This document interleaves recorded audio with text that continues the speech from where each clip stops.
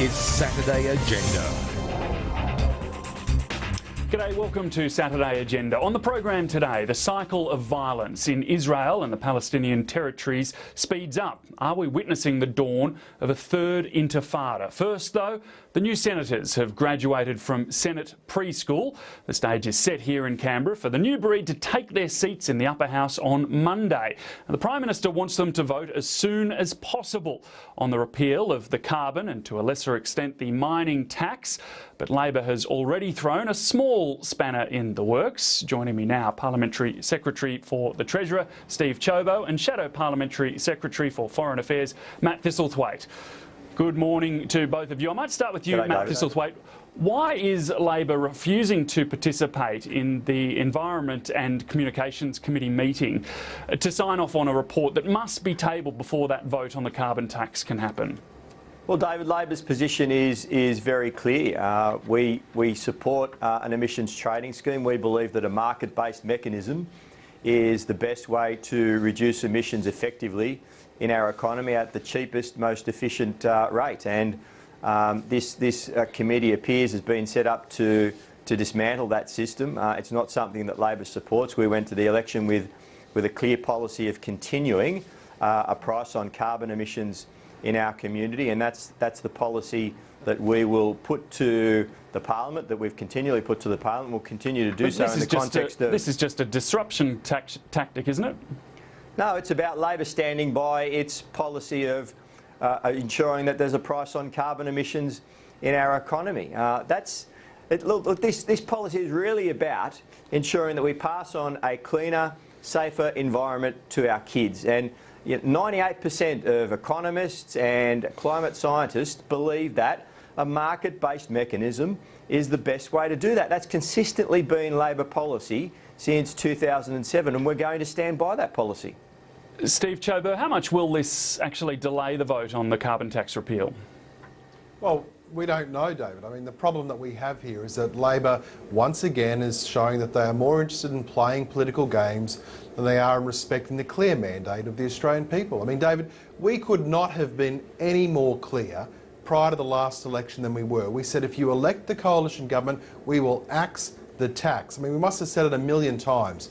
And so we are simply trying to go about introducing a policy that we promised the Australian people at the last election. Now Labor, in their what would hopefully be death throes with respect to the carbon tax, are still playing silly games because they're going to do what they can to maintain the carbon tax, the world's biggest carbon tax. And frankly, all I heard from Matt then was blah, blah, blah, blah, blah about why Labor's playing games. Steve Ciobo, $550 in savings is the figure that the government keeps talking about from the repeal of the carbon tax for consumers. But modelling out today from the Australian Institute indicates that for low-income families, they may actually lose up to $3,500 worth of compensation and other government payouts as well. Are they going to end up being hit harder as a result of the measures that are being scrapped that are attached to the carbon tax as well? Well, David, I mean, I'm not even sure what modelling you're talking about. I mean, I've never heard of this modelling that suddenly links up carbon tax compensation with the carbon tax. I mean, let's be clear about what the coalition's doing here. The $550 saving per annum per household is Labor's number. That's not the coalition's number.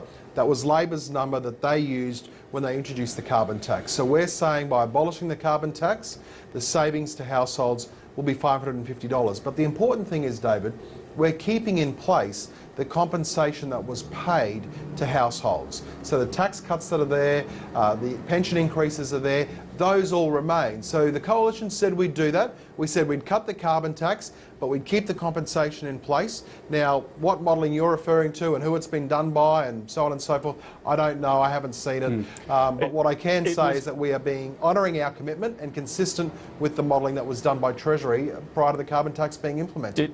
It was modelling from the Australian Institute, and Matt Thistlethwaite, it does include some of the measures that were attached to the mining tax as well, which really has only raised, you'd have to say, negligible revenue so far. yet the handouts, if you like, have been rolling out the door that were attached to the mining tax.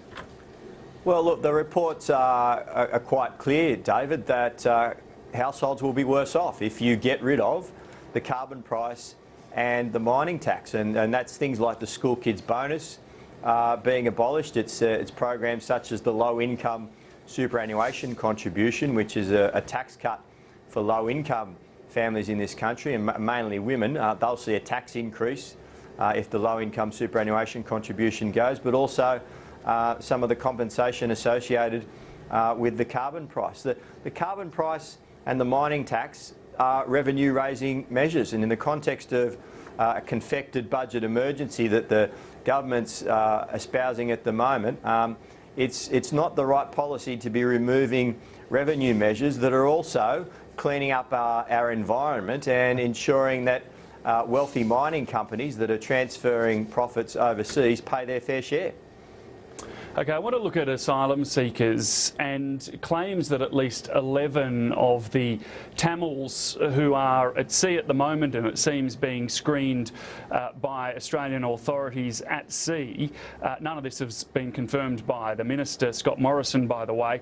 But the claims today are that 11 of the 150 or so have been arrested and tortured in Sri Lanka in the past. Now, earlier this week, Tony Abbott made this claim on radio. Take a look. I would be very happy to give the Australian people an assurance that we are absolutely confident that no harm would come to anyone who has been in our charge. Steve Ciobo, can the Prime Minister really make that assurance? Can he really guarantee that no harm will come to anyone that is potentially, and I know you won't confirm the operation, but could potentially handed back to Sri Lankan authorities, for example?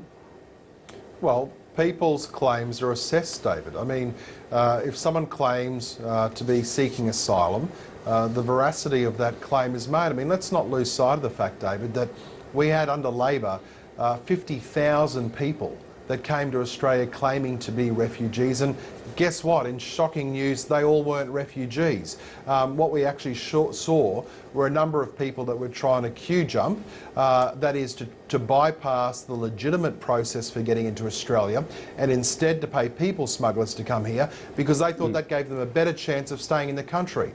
Now, you say they're being screened, but they're actually being screened through the so-called enhanced screening process, which is a somewhat Orwellian term because it really means a truncated screening process where about 3 questions are asked if there's no red flag, and this applies primarily to Sri Lankan asylum seekers. If no red flags are raised, then they're immediately handed back. So is that screening process adequate in this case? Well, Labor implemented a screening process, and I would suggest that if someone's coming to Australia and claiming that they've been a victim of torture, that will be looked at and scrutinised. But the key point is this, David. We have people who are legitimate UNHCR verified refugees that are sitting in UNHCR run camps abroad who don't have the ability to come to Australia every single time that there's a boat that has attempted to come to Australia by people who are effectively queue jumping. Now, I actually have more compassion for people that are attempting to do what they can without paying people smugglers, without paying for organised criminal gangs to bring them into the country, especially those who actually aren't refugees. So from my perspective, I think the government's approach here is the right one, which is to do this. Say, if you are claiming to be a refugee, go through the UNHCR. Don't pay an organised criminal gang. Don't attempt to make the perilous journey by sea, which saw 1,200 people or thereabouts drown at sea coming to Australia. That is not the way to get to Australia, and so we want people to use the proper channels governed by the UNHCR, which is more equitable, fairer and more justice. Matt Thistlethwaite, Steve Ciobo was right there when he said that Labor introduced the policy of so-called enhanced screening. It happened in 2012 under Chris Bowen as Immigration Minister. Yesterday, though, the Shadow Immigration Minister, Richard Marles, said that these Tamils should be sent offshore for processing to Nauru or Manus. Does Labor still support that policy of enhanced screening?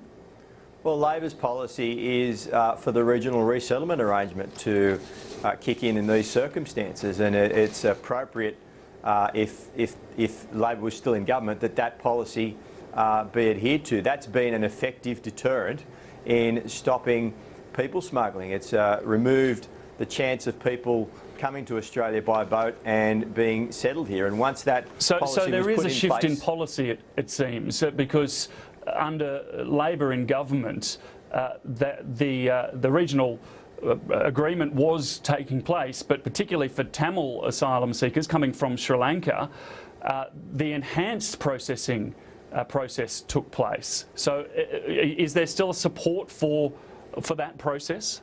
Well, in this circumstance, David, we don't know what's going on, and that's the great mystery about this particular circumstance and the Minister. It appears to be more about the Minister's personal ambitions, his personal scorecard when it comes to boat arrivals. You've got the Australian Navy but whether or not we know this... what's happening or what's not happening, I'm just asking about Labor's position on enhanced screening for Sri Lankan asylum seekers. Well, at the moment, David, it's a hypothetical. There's allegations that this is going on, but we don't know. And you've got the Australian Navy being used. You've got Australian taxpayers' dollars being used in this alleged operation. We believe that the Australian public have the right to know from the Minister who's responsible and who's administering this department what is actually occurring. Is there a boat with 150 Tamil refugee or alleged refugees sitting off the coast of Australia? How are they being assessed? Are they likely to be returned? Why isn't the regional resettlement arrangement being used? The Minister won't answer any of these questions. So until he does, everything is a hypothetical. OK, I want to move on to the ABC, and we've seen this week a right-leaning commentator, Janet Albrechtsen, and a former Deputy Liberal leader, Neil Brown, appointed to the panel that oversees the selection of the ABC and SBS boards. Now, we heard from the Communications Minister, Malcolm Turnbull, yesterday that he wasn't consulted over this, that it was a decision made by Ian Watts, the head of the Prime Minister and Cabinet Department. Steve Ciobo, why wouldn't the Communications Minister be consulted on such an issue of communications? Well, because as I understand the operation of the legislation, David, it appropriates that task to the head of Prime Minister and Cabinet, Dr Ian Watt. That's the reason why. It was a policy that was implemented by the former Labor government. And, you know, look, there's some people that are hyperventilating over this. I mean, these aren't appointments to the board of the ABC. These are appointments to a panel that will consider who might be on the board of the ABC. And, you know, I think some people just need to settle down a bit. Both Janet Albrechtsen and Mr Brown are preeminent people. They're great qualifications, and you know, I'm not convinced that this is sort of a major issue as some would like it to be. Matt Thistlethwaite, are you convinced? No, not at all, David. There's a reason why Malcolm Turnbull hasn't been consulted on this, and that's because Malcolm Turnbull is still a threat to Tony Abbott's leadership, and Malcolm Turnbull's been a very naughty boy. They're arranging the dinner with Clive Palmer, the comments a couple of weeks ago at the ANU conference that the budget hadn't been sold properly are all pretty damaging comments for the Prime Minister and the government, and it's beyond the pale that Matt, you're selling yourself short of that the position. Communications Minister line of argument. It is beyond the pale that the Communications Minister would not be consulted about appointments to an ABC body. That's what the Communication Minister is there for, and it might be the responsibility of a particular person or a body within the Department of Prime Minister and Cabinet, but at the very least, if you're running a good government, if you are running a consultative government, you would let the Communications Minister know about appointments to an ABC panel. Steve Ciobo. Well, as I just said, David, I mean, I think Matt's making himself look silly. I mean, he's building up conspiracies and he's bringing back the Peking duck dinner that Clive Palmer had with Malcolm Turnbull. I mean, for goodness sake, let's look at how obvious this is. The legislation says that these appointments are made by Dr Ian Watt. Dr Ian Watt made these appointments. Now, if Labor wants to build stick figures out of saying, well, you know, Malcolm Turnbull's a threat, I mean, for goodness sake, I don't think anyone takes Matt seriously, and frankly, would have been better off just sitting there being quiet.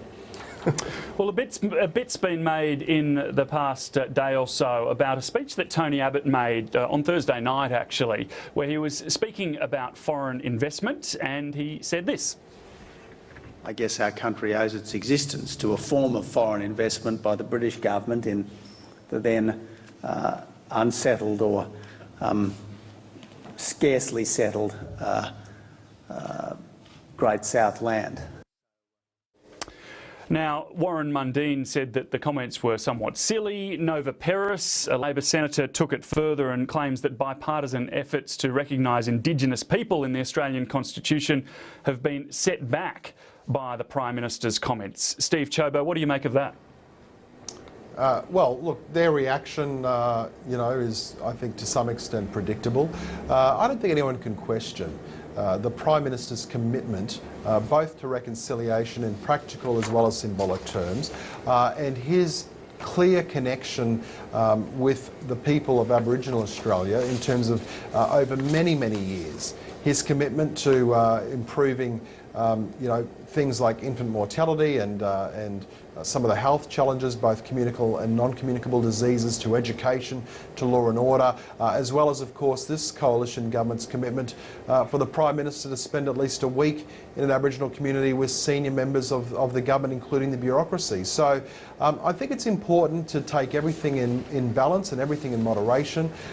This comment, I understand why some would be critical of it, but by the same token, there is a clear demonstrated track record of commitment to reconciling with the Aboriginal people, as I said, in a practical and symbolic sense, and the coalition government is going about implementing policies that give effect to it. Matt Thistlethwaite, is Labor trying to stir up an ant's nest? No, not at all, David. These were the Prime Minister's comments, and they've caused the stir. I agree with Warren Mundine. The comments were silly, they were outrageous, but I'd also add disrespectful, particularly on the eve of NAIDOC week, where we highlight and pay tribute to the role of Aboriginal and Torres Strait Islanders in the development of Australia. It's disrespectful for the comment, for the Prime Minister to be advocating what appears to be moving back to a terra nullius argument that was overturned by the High Court in Mabo and in the Keating government legislation, which recognised land rights. It's a disrespectful comment, and I don't agree with Steve. The Prime Minister's colours, if you like, on Aboriginal affairs and reconciliation and closing the gap are evident in the fact that $500 million has been cut from Indigenous affairs in this budget, and that says everything about this government's approach to closing the gap. You know, Matt, David, can I just say... I'll give you a final comment, Steve. Yeah, just very briefly, though, we're out of time. I just want to say, I mean, I've heard Matt opposing any sort of cuts in terms of this. I've heard him opposing the mining expenditure associated with the mining tax, some $16 billion. I mean, Labor's opposing every single measure to restore Australia's budget back to being in balance, or at least approaching a balance. I mean, Labor can't have it. They cannot continue the debt and deficit trajectory. So I would just welcome Matt saying one thing: they support to reduce the amount of debt this country has.